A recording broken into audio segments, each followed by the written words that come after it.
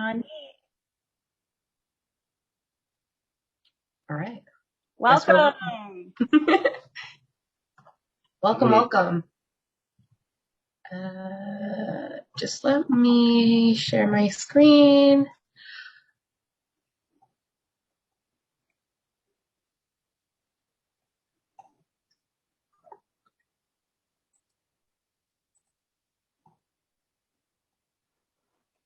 Did anybody come up with some funny words with your name? Because I had a really hard time keeping serious with it. I I got trouble. I got hair, extra, and annoying. I put extra too. Did you? Yeah. So funny. All right. Well, thank you everyone for joining us. They introduced us in the chat, so maybe we won't continue to introduce ourselves, but we're really thankful that you all took the time to join us today. This is something that Fee and I are both really passionate about.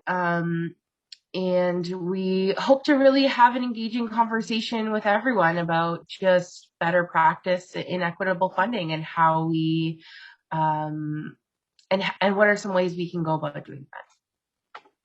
Yeah, and I want to just say too, I'm actually gonna introduce myself again, just to get us land us with who I am and what I'm coming here to share with this group. So Ani Bojo, hi everyone. My name is Thea Belanger. My mother is Ojibwe from Nipissing First Nation, and my father is Maliseet from Tobic First Nation in New Brunswick, and Nipissing is in Ontario. And I'm actually calling in from unceded, unsurrendered Algonquin and Anishinaabe territory in the city of Ottawa. And I'm also the project director for the Ontario Indigenous Youth Partnership Project, which from now on I'm going to call OIP because it's a very long name. But essentially what we do, and so this is what I'm bringing, the perspective and the learnings that I'm bringing to this conversation today. This is where this is coming from. So we're a Indigenous created and led granting program for Indigenous youth in Ontario. So we provide grants in the realm of 500 to now 10,000. We used to only go up to 5,000, so we're growing, which is great.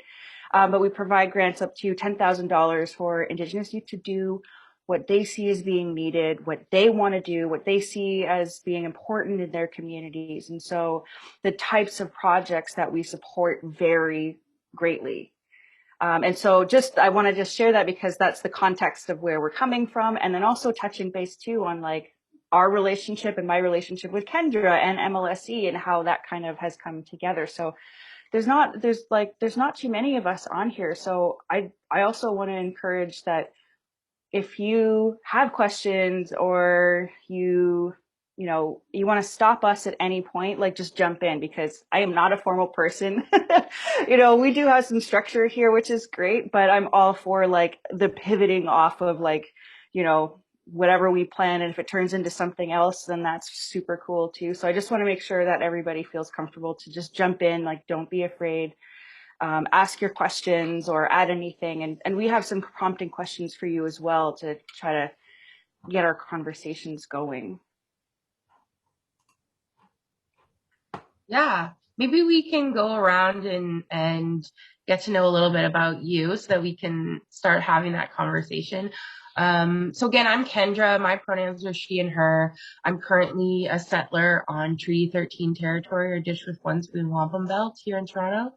And I'm with MLSE Foundation. So as they said before, I'm the manager of partnerships and projects. So I work with Thea to help fund all the great work that she's doing in the community. Yeah. Can somebody else introduce themselves? Hi, everybody. My name's Julia for Gomez. I'm a graduate student researcher at kinesiology and health science, and I try to look at things from a socio-political perspective, and try to improve marginalized health equity for groups. Specifically, I'm looking at the Moss Park community and working with Maple Leaf Sport Entertainment to try to think of trauma and violence informed approaches to sport for development programs.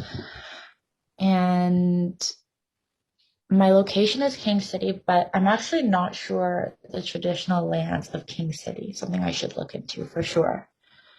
Yeah, that's me. Welcome.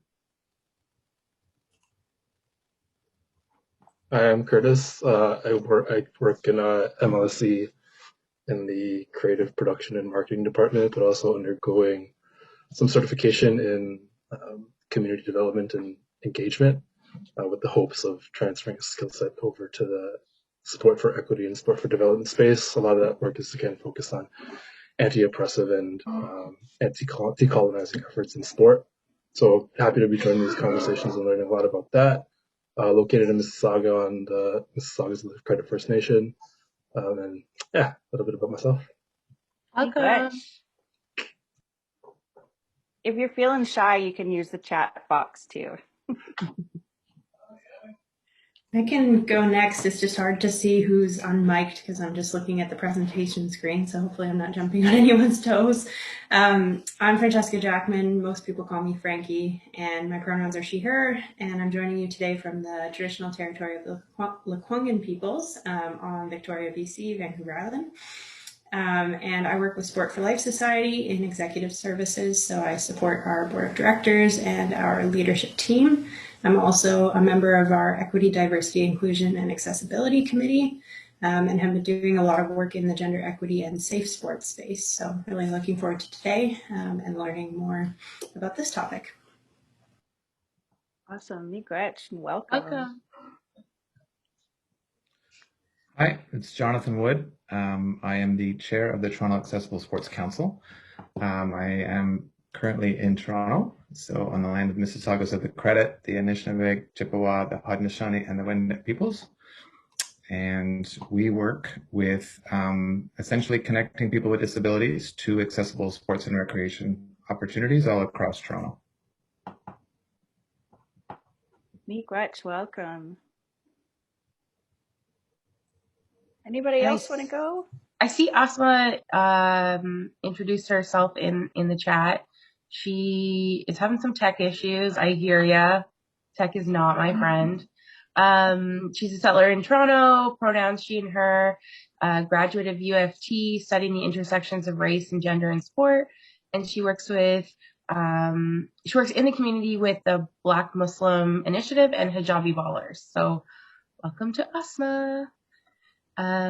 Great. So I think we can jump ahead and get started. Again, I think, we really hope this to be a conversation between all of us. So if you have thoughts or questions, please jump in and engage with us. Mm-hmm. So our next sort of question from you is sort of what you're hoping to get out of this. What are you hoping to take away from this workshop? What has called you to join us in this conversation? Also thinking about as it pertains to your projects or your programs, were you coming in with challenges you were looking to find, support with? Anything like that, if you want to share that. It helps us too to figure out, well, how are we going to, cater our conversation so that you actually do leave feeling like you got something out of it. I'll start. It's Jonathan. Sorry. Like just on the topic of sort of equitable funding, I guess. I think what we hear mostly, we're fortunate in the sense that TASC is a registered charity, but as many of you likely know, if you're not a charity, and if you're not a registered nonprofit, which many community sport groups are, for example, it's very difficult to find funding. It's very difficult to be eligible for funding, whether it's government or private funding of any kind. And so I think some of the challenges amongst our stakeholders really are finding funding and be eligible for funding. And then in addition to that, it's the funding for parasport and adaptive sport that, it's challenging because we're all feeding out of the same trough, essentially, as far as sports funding goes. And so we're sort of just that next level in line for funding for our programs and our members.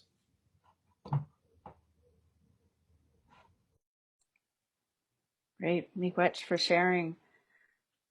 Does anybody else have anything they wanted to add or talk about or throw a topic out there? I can speak to it really quick. It's Curtis. So I'm kind of fresh to the field, and again trying to learn as much as I can about the organism, but the mechanisms for maintaining equity as we look forward to try to support these communities.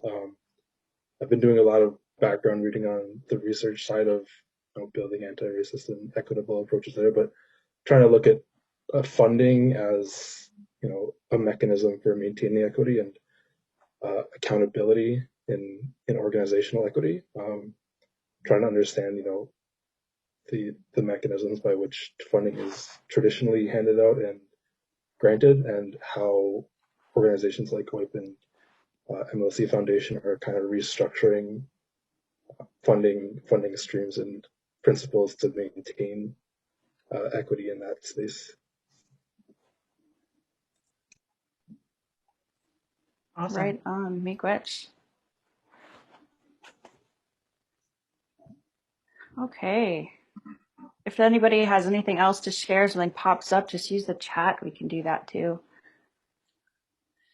So this is, he and I chatted a lot about our workshop and sort of how we thought we could best structure it. And I think some of the themes that we want to really touch on in the next little bit are around relationships and reciprocal partnerships, the sort of cultural aspect of sport for different communities, what best practices look like from a funding perspective, and then, encouraging you to take something back to your organization. What can you implement to move the sector in the right direction, so to speak? Mm-hmm.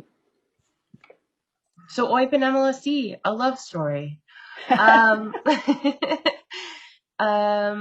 Thea, why don't you talk a little bit about sort of where we got started? Yeah, for sure. So like I mentioned, we're OIP is a Indigenous created and led granting program, and so I'm oftentimes invited to different spaces and Indigenous spaces, especially when we're talking about settler philanthropy. As we explore this notion of, reconciliation, as this starts to become something that's sort of entering into a lot of our programs and our organizations and things. And so Kendra and I actually met, and so first of all, we wanted to tell this story because the way in which we're holding our relationships together, it matters. It matters how we do this because there's something called trust that we have built. And that oftentimes is not included or thought about, or is, I guess, kind of invisible in these spaces, and how we relate and have relationship and build relationship with our funders, right? So MLSC is a funder of OIP, that they help support us financially. And on a personal sort of note, Kendra and I actually met in hot water. We met in hot water. And I think it's really important to talk about that too, because we were at this event that, OIP was part of creating, and it totally bombed. It totally bombed, and that stuff happens. We were in hot water. We didn't do some of the protocols that were needed and necessary, but it was amazing because it provided me an opportunity to have a conversation and be real with Kendra in a very vulnerable space.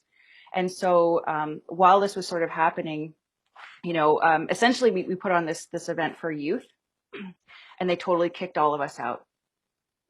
They kicked us out, and we're like, we don't need you to be part of this conversation. We were like, okay, we need to respect that. And so I got to sit in a room and host a conversation with all of the folks that were there that were representing funders or organizations and stuff. And so that's where we had this honest conversation about what our what it's like to be in our positions, what it's like to be learning all these things and be questioning our process and our protocols within our own organizations. And so we just built this human relationship connection. And for me with Kendra, and for me with actually several of my other funders as well, who we don't call them funders, and for our programs we call them our supporters, because not everybody is a financial supporter, but we host our relationships different.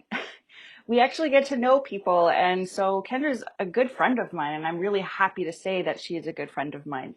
That doesn't happen very often when we're talking about, relationships to individuals who are in charge of money or are in positions of decision making around what you can and can't do. And so this is why we wanted to kind of just start this off by being completely transparent about where we sort of came from, why I'm invited into these spaces, and why it's important that, we do have this level of trust that has built in between us that we're trying to, share and talk about and bring that up to the surface, because it really matters if you trust your funder. You need to be able to have some levels of trust there, and that oftentimes isn't there. And from my perspective, I think, our relationship from organization to organization was really a starting point for MLSC. In the past, and still in some ways, are very traditional funders. We put out a call for grants, we get applications, we work with a committee to sort of evaluate those applications and then give out the funds.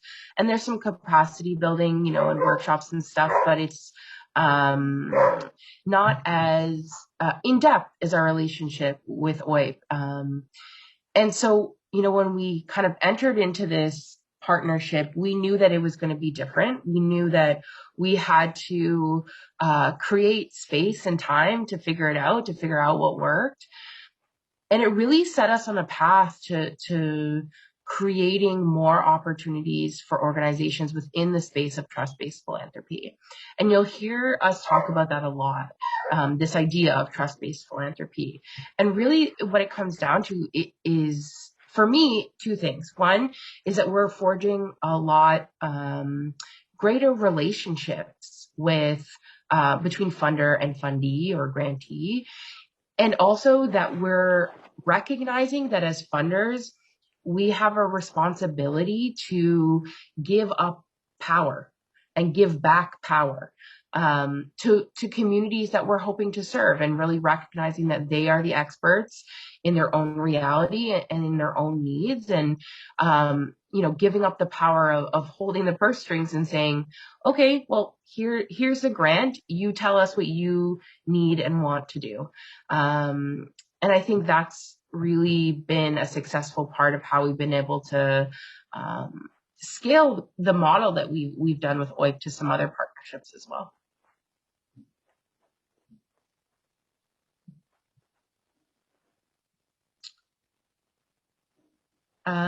So this mural is actually at MLSC Launchpad. And I think an important sort of learning and pathway for Thea and I was, I came from a world where I was really thinking about sport in one particular context. And, Thea really allowed me to see that sport was much bigger than how we were defining it. Do you want to talk a little bit about that, Thea? Yeah, absolutely. Sorry, losing my voice. And also, just so anybody knows, I recognize that this looks super creepy. It's just cranberry juice, and in real life it doesn't look as creepy as it does on the camera. So it's not blood or anything like that. It's just cranberry juice, trying to help my kidneys because I haven't been helping them. So so yeah, I wanted to just we'll jump back into basically how to do some of these projects and programs that we support. So like I mentioned, we support varying different topics and varying different types of projects. So they're not just, just sport related. So while we do have applications that come in from our youth participants that are related to that, so we do have like, marathon training, and we've had races, and we've had like a skateboard park building in communities, things like that. But I also wanted to just kind of like talk a little bit about some of those ones that are less obvious sport. So when we're thinking about what sport is, it's a very westernized idea. And while we do have competitive like games and sports within, for me, for our culture, there's also, it's less separated in some ways. And so I'll explain what I mean. So when we get applications from youth that are asking for language revitalization, when they're asking for cultural revitalization, access to ceremony, food sovereignty, so like garden growing, medicine growing, harvesting, all of those things, they might not be obvious, like, let's say, hot yoga or soccer or basketball, but they are very in tuned and very much connected to their minds, their bodies, and their connections to their communities and cultures. And so I often find that, like, when we're talking about, let's say, programs or granting programs that are specific to one type of thing, it's hard for folks who run those programs to understand the connection between these other things, especially when we're engaging with marginalized communities, right? And so from my perspective, I will always go back to the Indigenous perspective. And these are very important in being able to even just get a youth to step into the rink or the arena or on the court.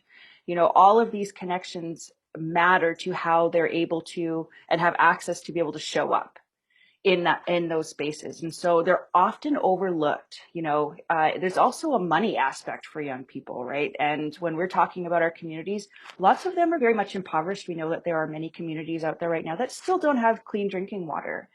And those are really important things to recognize.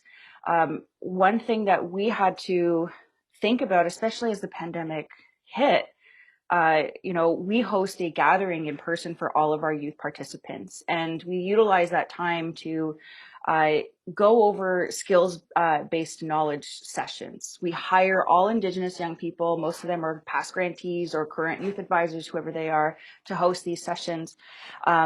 So when the pandemic hit, we realized we had to go online. And I think we all know that, like, not everybody has the opportunity or access to even have a proper device or high-speed internet. And like I said, let alone clean drinking water in some communities. And so, especially when they're more remote, we had to change how we were going to engage these youth. If I was going to invite them to come to an online gathering, then it's my job to provide them with those basic needs in order for them to even just show up and be on screen, right? Of course, internet is a difficult one, and we didn't really figure that out, but we needed to redirect some of our resources into supporting them by getting them laptops, proper devices. A lot of them didn't have that, and so there's always this assumption that, like, oh, we can just go online. And that's not the case. And that happens a lot when we're speaking about Indigenous participation in sporting programs.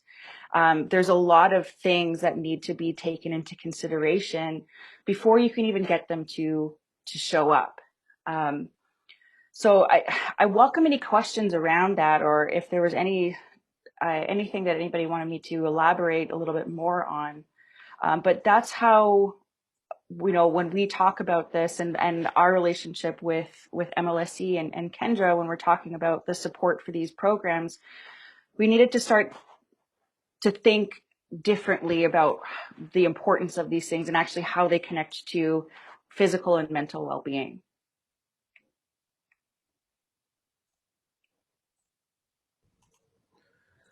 Yeah, it's Jonathan. Can I ask a question around, it's great that MLSC, Kendra, that you've allowed OIT the sort of freedom without the strings attached. Often funders do require very strict parameters in which the money has to be spent, for example.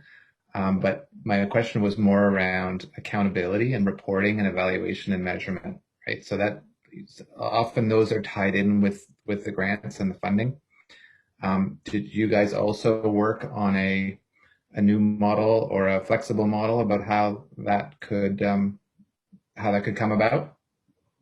Yeah. So we create every year a reflection report that's in my own voice talking about who we're supporting and how the year went. And so for Kendra and I, that's what we've essentially used. We keep in touch a lot, so we do chat a lot, and so there's not ever really a surprise as to what happens when I provide that report. But what we do, especially for our our youth grantees, we don't require them to have to do it in a certain way. So when we created this program, we got together a group of Indigenous young people who had experience with trying to access granting dollars and meeting nothing but barriers. Because most of the time, these programs were not created for them, right? And so when we did this, when we created OIP, we were like, okay, these are the things that work for us. These are the things we like. They don't feel bad, but these are the things that don't make any sense whatsoever. And so we just don't do them. So the way that we ask and invite our youth participants to share back is we just ask them, well, what do you want to tell us about what happened? Do you want to write an email? Do you want to call me on the phone and tell me the story? Did you write journals? I've received journals before from youth who just kind of told the story. We also need to be sensitive to some of those projects that were more ceremonial based. We definitely don't want anyone to feel like they have to report back on certain things because that's not our traditional ways of sharing that knowledge back. And we need to understand and completely respect that and trust that those youth are doing exactly what they set out to do. So we receive things back in a lot of different ways. And I see that as my job and OIP's job to take that and translate it into something so that I can share that back with our broader networks. So we just don't participate in some of these things. That's not to say that OIP doesn't have to do that for others. I still have reporting and I hate it. I hate it because a lot of the times you're answering questions that sometimes don't make sense to you from your lived experience in your life. And you're sitting there trying to figure out, well, how do I get them to understand what I'm talking about? And that is really, really difficult because there's all these standardized ways that we have started to, that philanthropy does these things, but never has questioned, whether or not that actually makes sense anymore and whether we should do it and how can we start to, shift that. Yeah, and from a funder perspective, we I think there's this like perception that giving to a qualified donee or someone with a charitable registration status, and asking for all this reporting makes your donation risk free. That somehow like that checks all the boxes. And I can't tell you how many reports I have that from organizations that I've never read. I mean, I've been doing this for 10 years, and definitely in the early stages, we would sort of ask for these large reports, what did you do? What were your outcomes? How many youth did you reach? But I maybe glanced at them, but I didn't really read them. They could have said anything. But I think, when we're talking about accountability, it's that relationship piece. I trust that Thea, and the work that she's doing is making an impact. And that's sort of where it stops. And, her reflections and the reflections of the youth in that report, I'm much more interested in reading that as a funder and sort of those impact stories. So I think part of it is like our job as funders to really, kick some other funders in the butt and move the sector forward and being like, you're not even reading any of these reports. Like, why are you asking for them? And then also, taking some time to rethink, what that like accountability or report back really means. And if we're trying to move forward under the guise of this trust-based philanthropy, this trust-based granting, then it's not really that important. I'm I think, the most that we sort of asked from Thea is like, hey, can you send me some descriptions of the projects and some photos so we can like help amplify their story on our social media? I think that's pretty much the extent of sort of in a budget maybe. But yeah, I think that there's work to do in the sector, and that's on us as funders to say like, hey, this is actually a best practice. Like having trust in people and building relationships is like really important. And if you're interested in kind of like learning more, there's an organization based out of Quebec called the Chagnall Foundation, and they do really like amazing work around trust-based philanthropy, and basically like, give the CRA the middle finger about all of their requirements and just do whatever the hell they want. So I would definitely check into them, because we, still transparently are early on in that journey, but they've been doing it forever. Yeah, and just to add to that too, on like reporting and, there's always this question too of like, well, what happens with that information after? Because especially for me, the amount of times I'm invited into spaces to share my expertise and my knowledge, then I'm not re-engaged in that conversation. And there's this taking aspect that happens, right? There's this sort of stealing of information and then never including us in the continuation of whatever was the reason for that that conversation and that sharing of knowledge. And so it's the same with reporting. For me, it still feels the same, where I'm telling this whole story and pouring, weeks of my life into trying to explain certain things, but then you never get told what happens with that information afterwards. Where are they putting it? What's happening with it? Who's reading it? And what are they looking for? And so that's, I just wanted to kind of make a note on my feelings sort of around that. Is there any other questions? Jonathan, I hope that was helpful.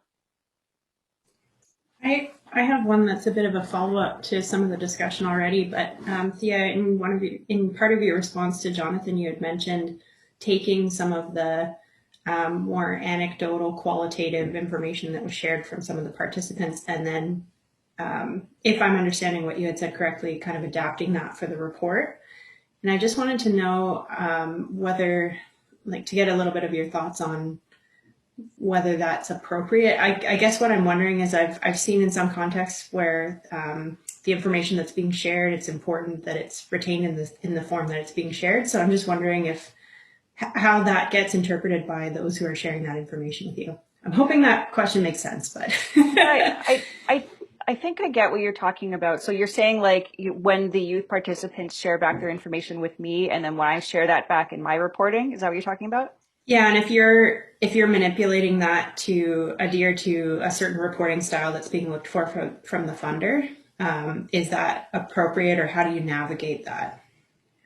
Well, so there's a certain level of like privacy that I hold for all of our grantees, right? So I will never put them or ask for them to provide personal information, photos of themselves, because we know oftentimes too, like when I'm sharing back, like with MLSE, we've had to ensure that we have specific clauses in place where they can't just use our photos, because oftentimes you look better when you got a lot of brown faces.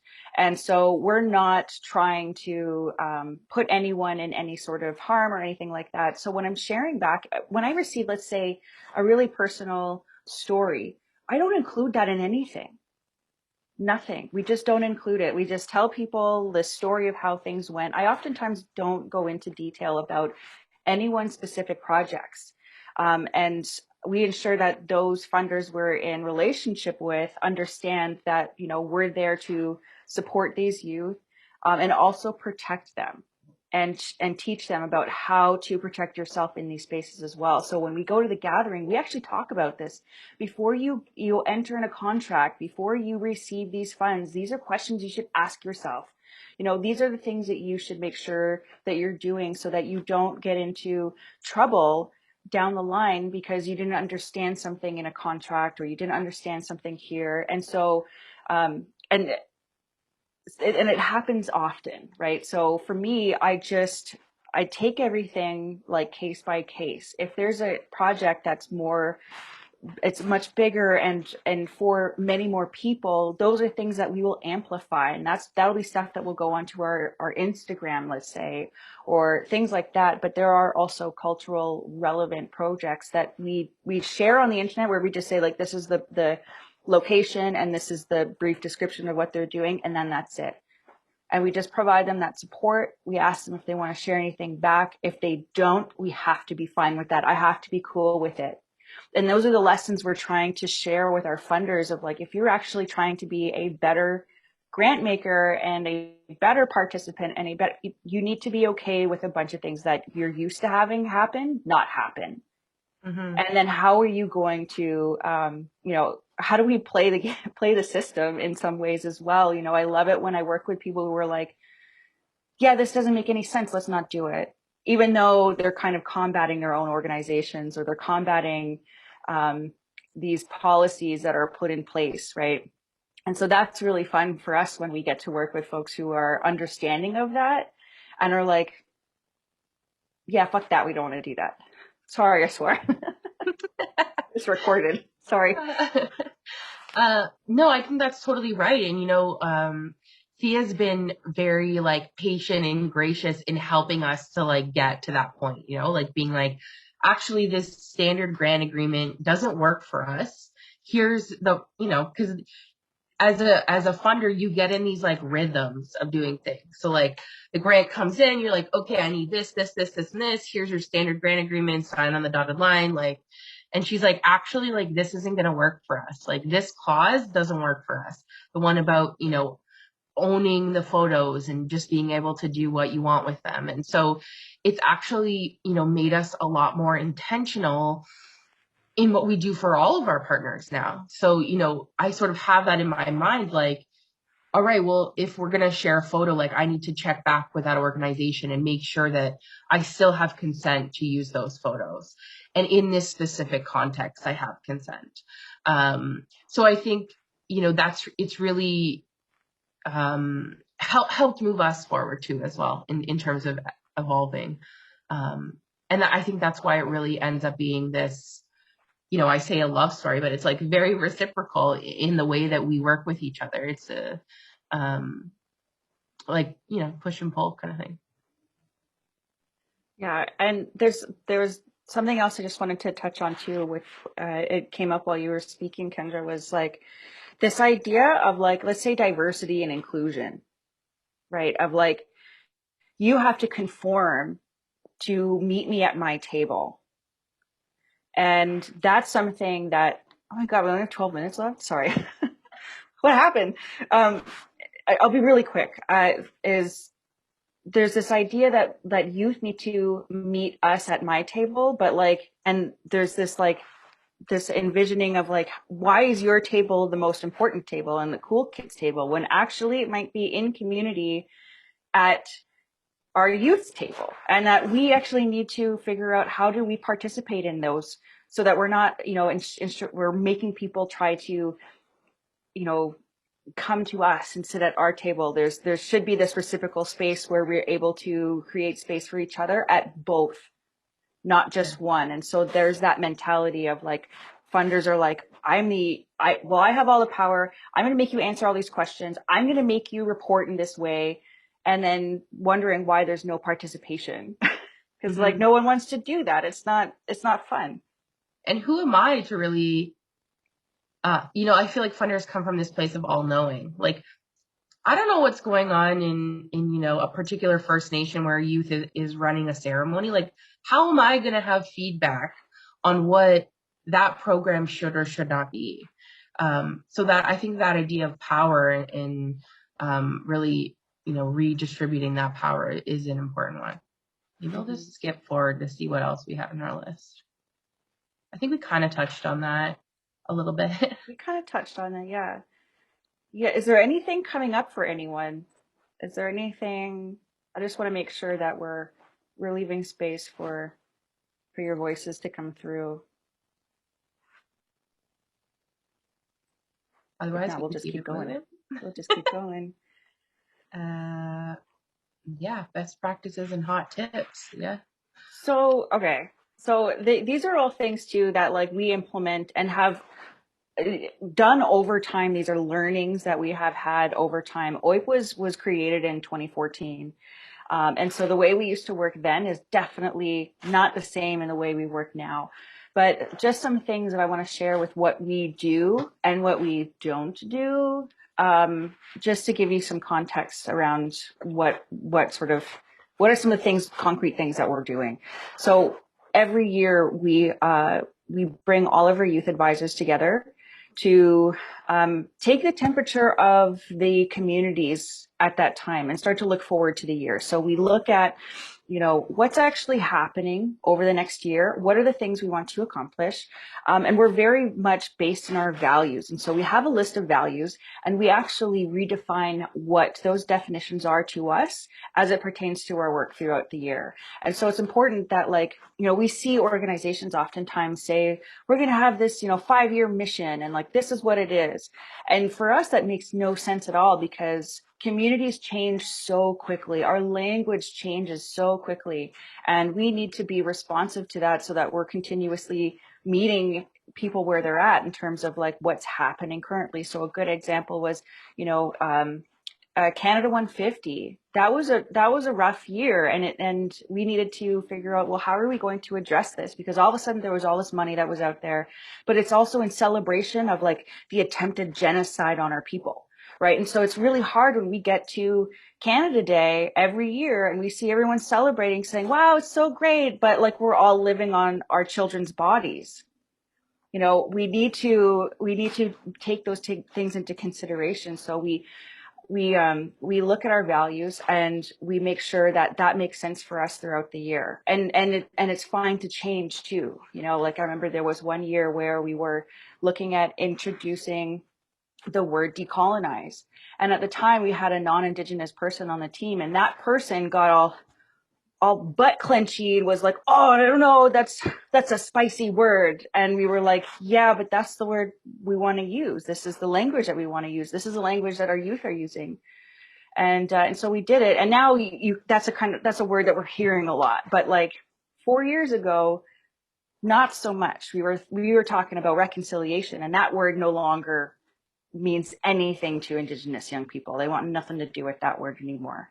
So those are some things to keep in mind in terms of what are you doing in your programming that is actually speaking to the young people. The other thing that we do is our language that we use. I speak to everyone the same way. I don't have my work voice or, when you're all professional. We don't include those kinds of things because that just completely dehumanizes us. There's no authenticity in that. And so in our application forms, we've created them to be very short because we understand we're not paying any of them to fill them out. And oftentimes we all know, especially if you've applied for granting, it can take weeks to fill these applications out and to do all these things, and then at the end of it you just receive a no and they don't tell you why, and you spent all this time doing it and you didn't get paid for any of that. And so we try to make sure that it's not going to take you long. You share with us what you want, just tell us enough so we understand what you're doing, give us a basic budget, and then we're good from there. And so it's short, and then the language within it is kind of silly and fun. It's the way you might actually write an email to your friend. And for us, that goes a long way. It's important that we do those types of things. And so, is there anything, Kendra, that you're thinking that I should share as well?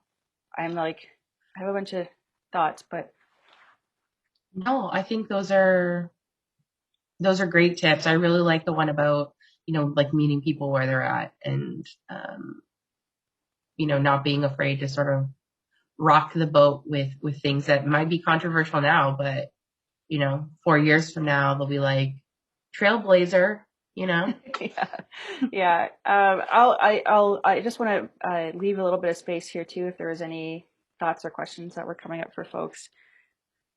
Because I will share one last thing that we do. And that's really about how we also engage these learnings in with our supporters. And so every year after we host our kickoff meeting, we've gone through the language, we've gone through the application, we've asked all those questions, we've figured that all out. I bring that information to our funders and I get everybody together, and I do this for a couple of reasons. One, it makes sure that our supporters understand where we're coming from and understand the language that we're using, so that we don't get, 6 months down in the year and they're shocked that we're talking about white supremacy, or we have 19 minutes. Went from 5 to 19. Well, anyway, You got so much time now, Thea.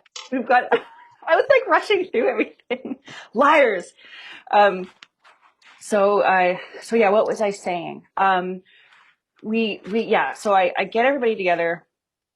It's so that they're not surprised. It also provides our supporters with an opportunity to sit with me and learn from me. And if they have like weird or uncomfortable questions, maybe it's a cultural one, maybe it's a language one, there's an opportunity for us to have that happen. And I see that as also being my role in being this project director, but also for our youth at our gathering later on. So we share all of this information. I actually usually make every single one of our funder around the table read one of the values, so that like they've heard it and they say it out loud, and we've all sort of read it, and I kind of, and that's accountability on my end. So I'm like, I know you read this, so you can't be shocked later on. But then at the gathering, hopefully next year when we do it in person, they know what their roles are there. They had an opportunity to speak with me, to make relationship with me, and that like, if you do have uncomfortable questions, don't ask the youth, don't put them in that space, don't re-traumatize them, don't, even if it's well-intentioned, you can ask me. And then that way, when they come into this space and they're meeting the youth and they're listening, they're hearing things, they just feel more comfortable because they understand what their roles are there. And for us, in terms of culturally, that's an important piece, knowing what your role is in community. What is your job there?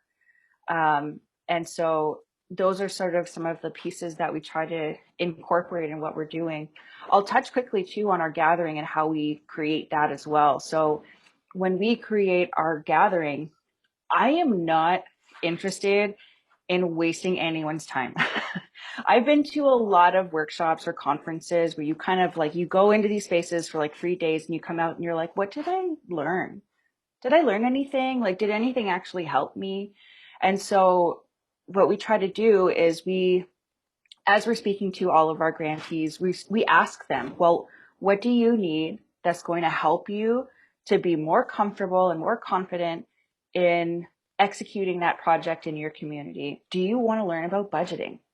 Because you might be applying for another grant that doesn't work like ours, and you want to build those skills, or you need those skills to move forward. We'll host a budgeting session. We actually host one every single year.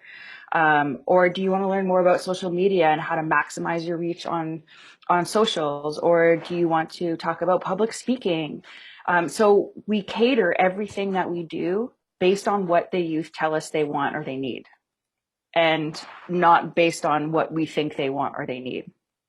And that's a difference where you're actually asking them, like, tell me what you want. I've heard, there was this one time I was on a panel and one of the panelists was a funder, and she was talking about how there was an application that came in, and she was like, yeah, we really, really wanted to support them, but they weren't really strong in budgeting and math, so we didn't support them. And I was like, wait, if you believed in them so much and you have those skills, like as a person, like what they needed to do to make this better, how did you not see that as being your role to show them so that they can succeed? There was this mentality of like, well, if they don't already know, then they're not worthy of it, or they don't deserve support, or whatever that might be. It's like, how did you not just stop and say, hey, let me help you? Let me help you get there, because I noticed that this isn't so strong. So would it be helpful if we spent some time talking about this, because you know how to, prepare that budget better? And that's stuff that we want to start talking about for funders when we're doing these things, so that people have a better experience. you know, they have a better experience doing it, then they can start to build those relationships.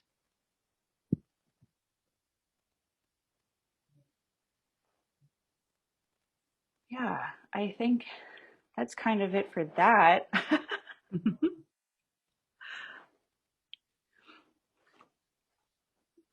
So these are some of the values that Thea was talking about, I think maybe from 2 years ago, or did they change this year, Thea? Mm-hmm. Yeah, I think this is from 2 years ago. And so just wanted to get some feedback from you all. Sort of how do you think we can collectively push the sector forward? I mean, Jonathan, at the beginning, you talked a lot about like CRA and nonprofit kind of designations. You know, what do you see as potential opportunities to push that forward, either in your own organization or just in general? Right. So I think there's always discussion around policy and how, if policies don't change, it's really hard for things on the grounds to change. So there's this collective advocacy that can happen on the part of any collective, any group to change policy and to push for that change. And that could possibly be one area in which, we can all sort of play a role in that understanding because, to be fair, this is why I brought it up in the first place, is because, we can set our own standards around what we would require from if we were to make a grant of some kind to a community support organization, that's our own filter and set of parameters. But what is required of us back to CRA in our, accounting and that kind of stuff, we have no say in, essentially. And so we are, for those of you who know, there is a lot of restrictions around what we can and can't do with funds, what we can expense and what we can't expense and all those kind of stuff. So there's absolutely, I think, room for change there. I think there is an enormous power dynamic there that it has possibility of change. Unfortunately, there's been, I think you all know as well, there's been a very poor history in a lot of charitable sectors, in a lot of sports organizations of abuse of funds, abuse of these sorts of stuff. And so I guess, again, you mentioned trust today. That's a big one, right? So there's been a lack of trust in the sector and the community for a long time. And so, which is why accountability and transparency are so front and center these days in our sector. So all of these terms that you've got here are all really good. Of course, the one that stands out for me is always the accessible one, because people define that very differently around what that means for different groups. But yeah, I think there's room for all of us to help each other. To Thea's point, where are your strengths and weaknesses? Where are the gaps of your fundees? If there is something that you can do in addition to the sort of monetary resources and capacity, other capacity building of some kind, then offer that. Like help your grantees. Don't make it difficult for them. As you said, there's very few of them have the capacity and the knowledge to even write a grant, so let alone do it and hope to get it in successfully. So anything you can do as a funder to make that easier, I would strongly advocate for sure. Awesome. Yeah, that's really great. I appreciate that feedback too. And I think about, there's a couple of things too that I think about. We were talking about qualified donee status and charitable status. So for OIP, I'm just a 1.5 person team. I've got a part-time person that works with me throughout the year. So we've been a 1-person team for a while, and people don't understand that. It sounds like usually people think that, oh, we've got a few people. We don't. And we actually utilize the shared platform with Make Way that used to be Tides Canada. There's a lot of small grassroots organizations that do the same thing, because trying to get charitable status is incredibly hard and it takes a long time. And, the charitable sector is one of the most heavily regulated sectors. And so I think too, when we're having these relationships with our funders, when we're talking about these things, it's so important that we talk about, well, legally can we do and can we not do? And that oftentimes, like, even just talking about like, hey, like, I really like you, I really trust you, I think you're doing great work, and I want to help you, but I want you to understand that we can only do so much, and these are the things that we can't do or that we have to do so that we don't get dinged by CRA. And once you start to talk about things like that, like, it makes it easier, and you start to figure out, well, how can we creatively work around these problems maybe? And so for qualified donistas, that happens. This is a problem that we face every single year with all of our grantees. Not everybody has a relationship with a charity that can receive the funds on their behalf. One, because, you know, they might be living in a rural community and they might be 19 years old and they're doing this project on their own. And our goal is to get that money in their hands and give them the power.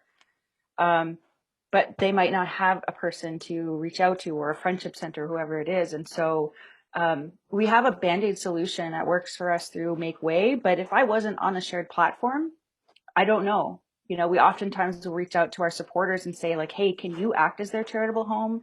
Like, can we find a connection between you? Maybe it's location, mission statement, whatever it is, so that they can actually get their $5,000 to do their project, which is like, it's small potatoes, but it means the world, and it's life changing for these young people, right? And I had another thought and totally left me. It's probably a lie. Yeah, wait, CRA. Yeah, it totally left. It's gone. I've been on conference for everybody, just so you know, I've been on panels since like mid last week. So I've just been nonstop, been like, giving everybody as much as I can. So a little brain dead.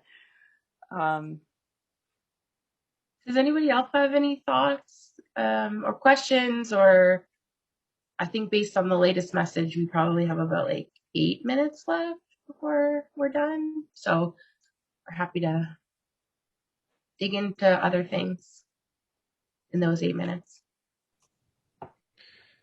Kendra, can I ask, it's Jonathan again? Sorry, I feel like I'm monopolizing here, but just as far as MLSE Foundation's mandate and mission and of what they fund and what they don't fund, do you find that since your time on the foundation that's changed? I mean, clearly your relationship with OIP is an example of that, around the parameters, but is it still, you know, given that you are funded by a corporation that is a sport body, often that would act as the sort of main catalyst for where you're granting. And so, you know, there's a lot of organizations, Trillium and others, that, you know, it's a little more broad about where things can go. They certainly have streams, of course, but are you finding that MLSE Foundation is looking beyond sport, and they're looking, you know, or it's sport for development, or it's, you know what I mean? It's just moving beyond that lens of sport. Yeah, so when I first started, we took a very like traditional approach to sport, and we really supported, you know, like basketball, hockey, soccer, which at the time were our, you know, three main teams, and we really focused within that kind of landscape. We also did capital projects and ran some programs, which we still do. But as we sort of evolved as a granting organization, we really took a broader view of sport. I mean, we started to look at it a lot more holistically. So now we grant sort of under, you know, sport or, you know, I say as long as you're sort of sweating, it's a sport. If there's any sort of physical activity component, it's a sport. But we take a broader look. So we're looking at, you know, healthy bodies, healthy minds, ready for school, ready for work. So looking at more of a holistic view of youth development.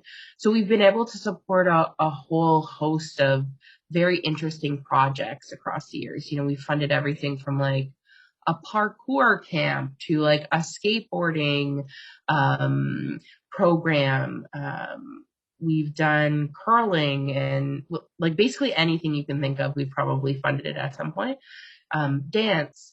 So we take a really broad view, and we're more interested in the sort of incorporation of life skills into the sport development. So, you know, I think it would be great if, a Mitch Marner or a Kyle Lowry came out of one of the programs that we funded, but that's not the goal.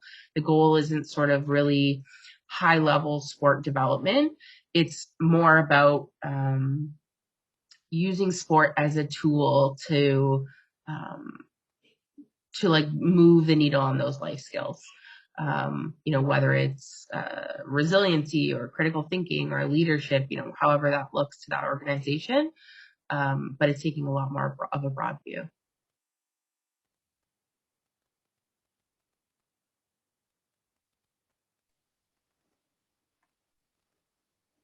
Okay, cool. Right on. Yeah. And this was sort of our last prompt, reflecting on this conversation. What can you take back to your organization? Is there anything that you feel like you can make moves in or advocate for or change potentially some practice? Open to hearing thoughts from anyone.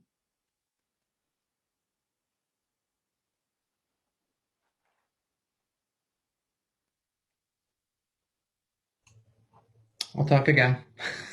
Love it. So we often, as you can tell by our name, we often look through everything through an accessibility lens, through a disability lens. So when we're talking inclusion, we're thinking disability. When we're talking, because of course every table, every organization is now going through this EDI exercise, and in their own way, and what that means to them. But within that bucket of inclusion, of course, way down is disability, and that's where we put that front and center, and we make that a lens through, regardless of the organization, regardless of the sector. We look at that first, and we look at that as a form of inclusion, because we think that although we recognize, though, that that has a very different history in regards to which group we're speaking to. And I guess that's where we found our greatest challenges, is approaching different communities to talk around disability and inclusion, and their level of acceptance of it, right? And so I think, based on what we're talking about today, I think what we could potentially do better is reframe our language, essentially, and reframe our assumptions and our what we think might be the outcomes, I suppose, to those conversations, because we often don't come with an agenda so much as wanting to help. But what you always have to look in the mirror from is, who are you looking to help? Are you looking to help yourself? Are you looking to help the organization that you're talking to? Or it's a combination of both, obviously. But I think it's just recognizing that, in our case anyway, that because there are so many different definitions, and to Thea's point, the language is very different with different communities, especially when you talk about disability. In some cases, it's extremely taboo. In other cases, it's very forward and progressive. And as long as you recognize that going in, I think you can allow for the conversation to be a little more fluid and a little less one way. That's awesome. Yeah, thanks for sharing that back.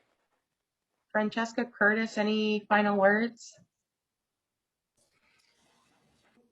Curtis, do you want to go ahead? I saw Francesca's mic go off, so I wanted to just really quickly. Yeah, sorry, Frankie, go ahead. No, you go ahead. I was just going to say, I think in the 1 minute we have left, I think, again, coming from MLSE corporate, you kind of see what I'm taking away here is kind of ensuring that there's value, there's holistic value in kind of the input of everybody. And again, I'm looking at this right now from a corporate lens, but just ensuring that everyone's voice has value, and making a space for that is important. Kendra, you and I know this space a little more intricately from a corporate level, so I think just ensuring that value system is intentionally scaled up, and making sure that people have the space for that. But I give Frankie the 30 seconds that we have left.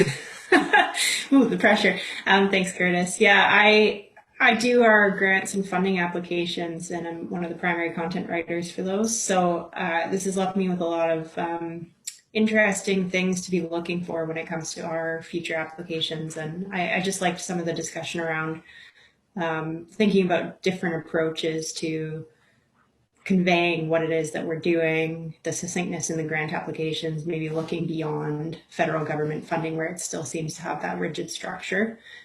So yeah, it's been really great from that perspective. So thank you to both of the presenters and everyone else who asked all the questions. Yeah, miigwech, everyone. I just want to put out there too, if there's ever a time where you want to have another conversation, I'm totally open to it. So if it would be of help or benefit, I welcome all of that. And I believe our names are in the like coffee chat situation. So if you're interested, feel free to reach out to us. And I think Jackie's going to wrap things up for us and share a survey that we would be very appreciative of you to fill out. Yeah, absolutely. And I just dropped the link in the chat to the coffee chats, and obviously we've had lots of space, and thank you, Thea and Kendra, for making such an incredible space to have such an important conversation on a gloomy Friday morning that I hope is able to transfer into each of your work. And I really appreciate the space for thoughtful and important reflections, not only on funding, but on youth sport and work in general, and how we can be better and do better every single day in those spaces. So thank you so much, Thea, and thank you so much, Kendra, for bringing that knowledge and that perspective. Most of you don't know, but I'm part of the research team at Launchpad, and so I really appreciate it whenever anybody can share their experience with what we do. And so I've dropped a link in the chat for a very quick survey, just to let us know how we did, and what you learned from this conversation, and what you're going to be taking back with you, helping us to really see what the impact of this conversation was. There will also be a follow-up email with all of these links in them as well. If you don't really feel like clicking out of Zoom, that's totally fine. We're also going to be posting this recording as well as the recordings to the other workshops on our program hub, and the link to that will also be in the follow-up email. So please check that out. And again, thank you to our facilitators, and thank you to each one of you for contributing to this conversation. And I wish you all the best, and a safe and happy weekend.